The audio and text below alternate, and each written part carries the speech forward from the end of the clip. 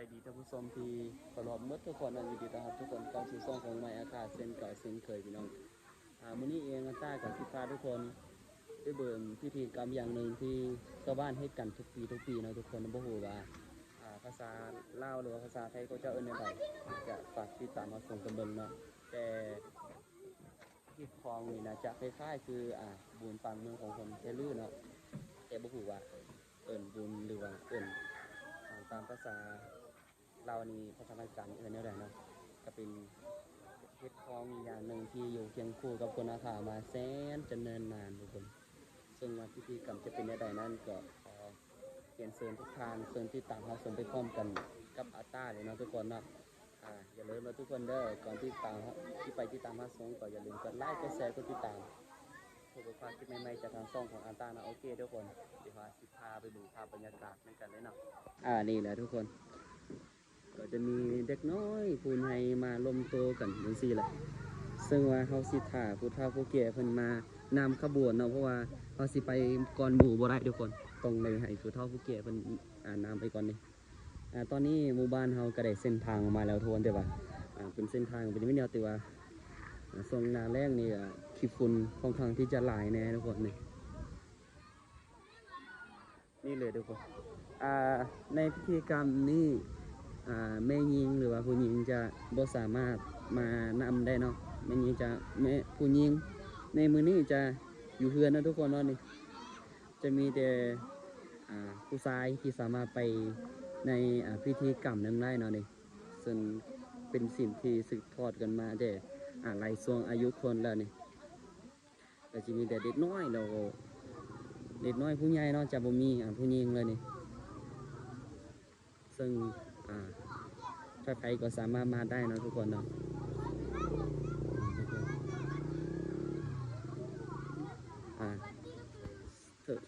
เกือบว่า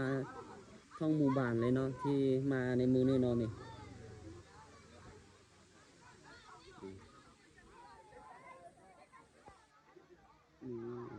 เจอมาเนี่ยทุกคนเขายังบ่ได้ไปยังบอนเฮ็ดพิธีจ้ะเนาะ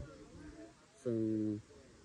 พิธีกรรมจะเป็นอะไรก็ต้องลองติดตามกันไปแบบยาวๆเลยทุกคนเด้อก็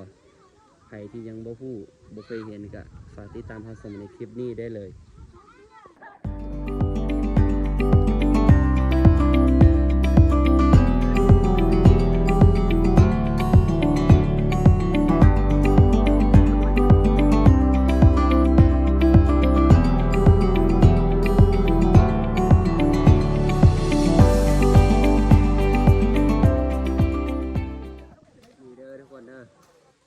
ส่วนผู้เฒ่าผู้แก่เพิ่นก็ได้ประจำตำแหน่งแล้วเนาะ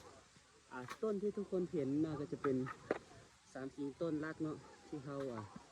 สิใช้ในการเฮ็ดมองเส้นไหว้มาเฮ็ดพิธีเนาะทุกคนเนาะ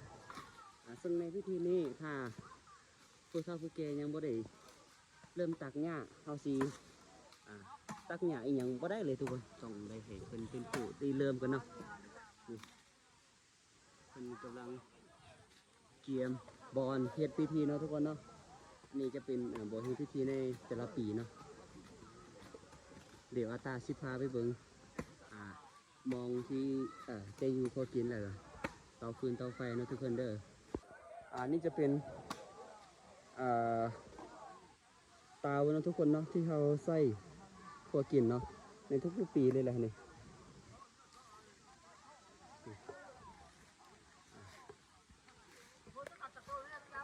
นี่ก็จะเป็นเครื่องต่างๆที่เพิ่นใช้ในการเฮ็ดพิธีเพื่อนที่เพิ่นได้เกียมมาเนาะนี่พาเพิ่นก็มาเฮ็ดมาสร้างเนาะอันนี้น่าจะเป็นต้นเอกนะทุกคนที่เขาเจ้าจะเห็นหิ้งแบบว่าใส่เครื่องเส้นไหว้ต่างๆเพราะว่าจะเป็นหัวหมูเครื่องในต่างๆเนาะนี่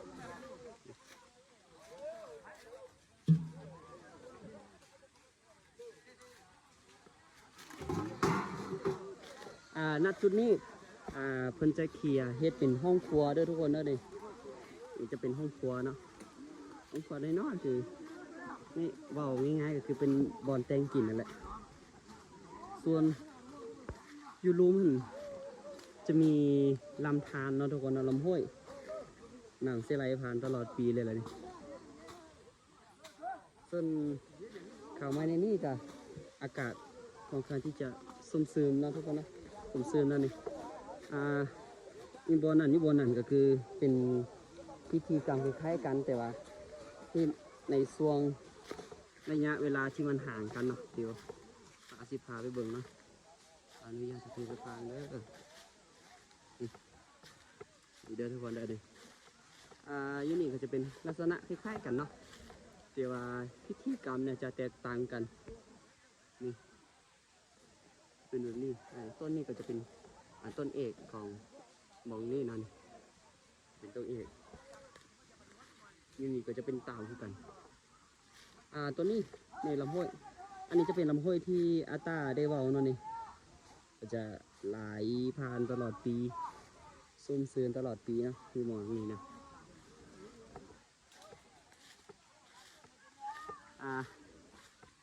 การได้มานี่ก็ในช่วง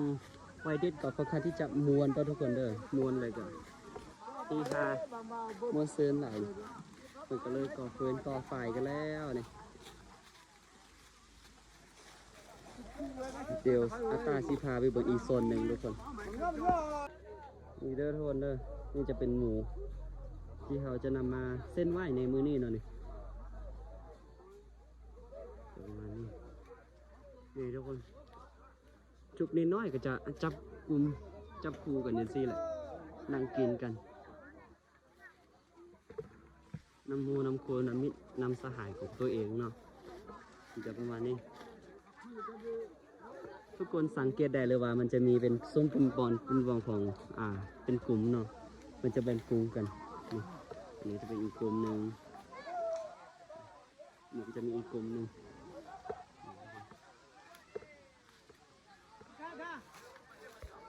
ยี่ห้อจะมีอีกกลุ่มหนึ่งเนาะทุกคนแล้วนี่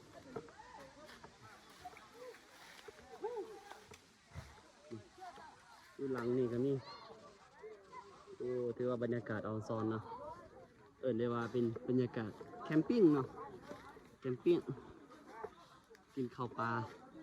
จะประมาณนี้เดี๋ยวอาตาชิไทยเบิ่งอีกเที่ยงเนาะทุกคนนะอัปเดตสถานการณ์ไปพร้อมๆกันตอนนี้ก็จะได้ล่มหมูเป็นทีเรียบร้อยแล้วเด้อทุกคนนะนี่จะเป็นหัวหมูเนาะที่เขาจะเฮ็ดเส้นไว้ในมื้อนี้นี่มาเบิ่งชูผู้เฒ่าเบิ่นกำลังจับเกียงเครื่องเฮ็ดพิธีเนาะ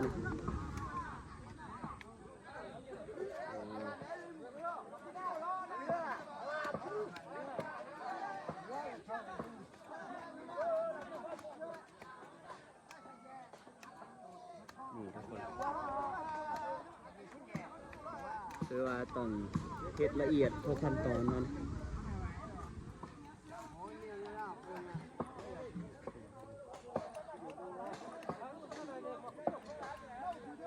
อันนี้จะเป็นกองที่จะเฮ็ดถวายบอนปะหัวโมงนี่สิเนาะ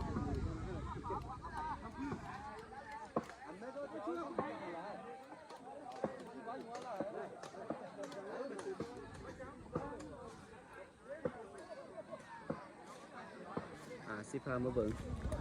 เขาเจ้ากำลังแต่งอยู่เพื่อกินเนาะจะประมาณนี้เลยทุกคน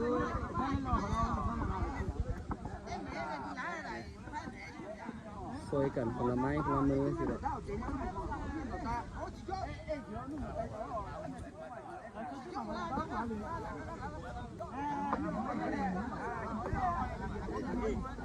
เฮ้ย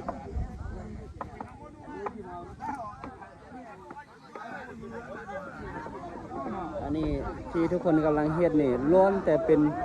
สีที่จะนำใส่ในพิธีกรรมเด้อทุกคนเด้อ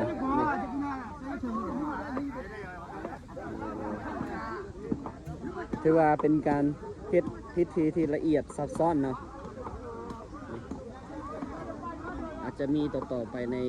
รุ่นสู่รุ่นเนาะอาจจะได้สืบทอดกันไปอีกหลายซัวอยู่คน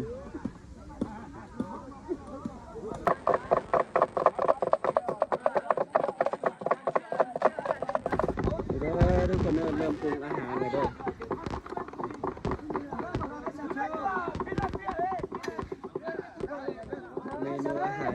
ประมาณนี้แล้วทุกคนเนาะ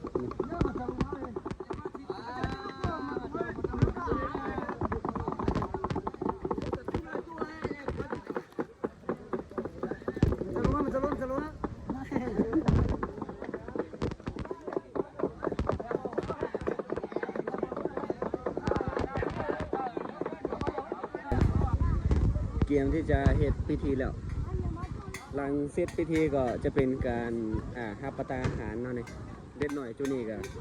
เตรียมถ้วยเตรียมจานออกมาอย่างคักแน่นะนี่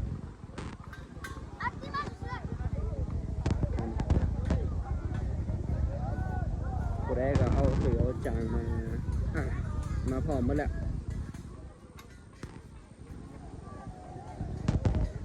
เดี๋ยวเขาสิพาไปเบิ่งพิธีกรรมต่างๆเนาะในงาน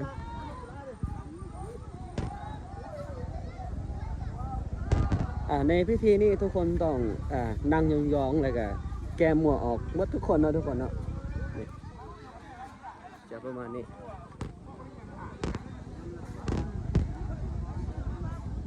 จุกเกียร์สีด้านเอาหัวหมูตั้งอยู่หันเนาะรวมถึงเครื่องในต่างๆ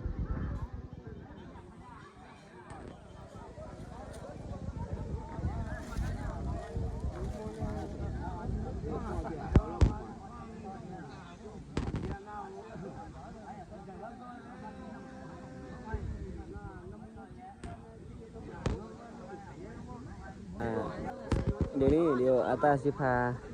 ทุกคนไปเบิ่งเมนูอาหารที่เราเฮ็ดในมื้อนี้เนาะนี่นี่จะเป็นคั่วเนาะน่าจะเป็นคั่วแล้วก็จะมีข้าวต้มเนาะมีเลือกแป้งหมูเด้อทุกคนเด้อมันจะมีแกงขอเกินก่อนเลยว่าเมนูข้าวต้มนี่จะเป็นเมนูที่น้ำใส่ของในพิธีกรรมหลายๆอย่างเนาะเพราะว่าทุกๆพิธีกรรมต้องมีข้าวต้มจังซี่เนาะเกือบว่าทุกๆพิธีกรรมเลยทุกคนซึ่งว่ามื้อนี้ก็มีให้เห็นคือกันนี่ก็จะมีคนเฒ่าคนแก่เพิ่นมาสวดเพิ่นมาสู่จังซี่แล้วทุกคนเนาะนี่อันนี้ก็จะเป็นผู้อาวุโสประจำหมู่บ้านนะ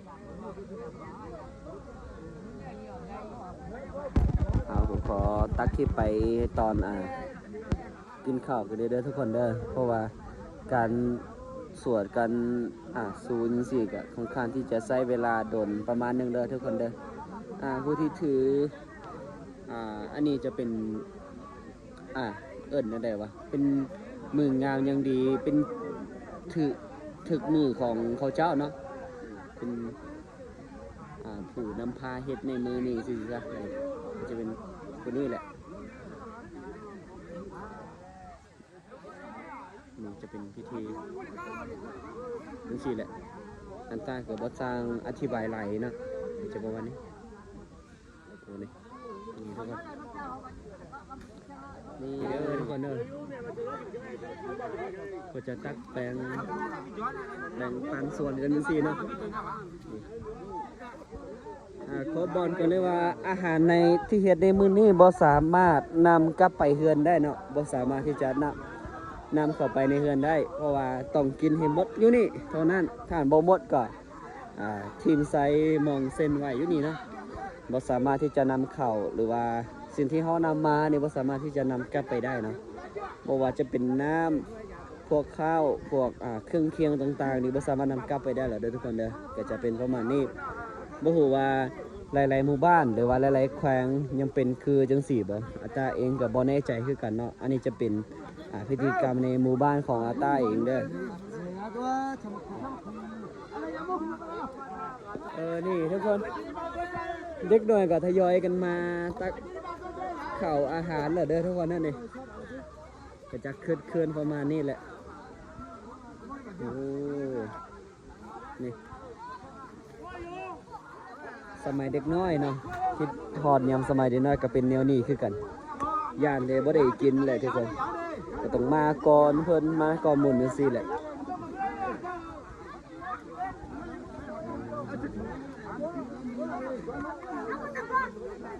อันนี้ก็ต้องตักแบ่งให้ทั่วถึงเลยทุกคนเด้อ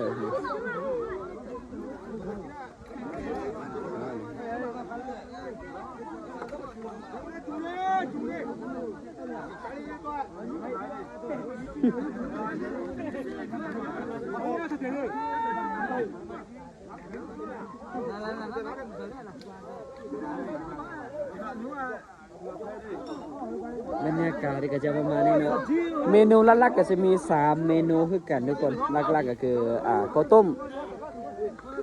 คั่วแล้วก็แกงเด้อที่จะเป็นเมนูหลักแล้วก็เมนูที่ว่าเสริมๆท้ายๆก็คือเลือกแป้งหมูเพราะว่าเด็กน้อยจะกินเลือกบ่ได้ทุกคนเลยว่าเลือกมันยังดิบแต่ว่าสิ้นแต่ว่ามันหมูทุกคนนะ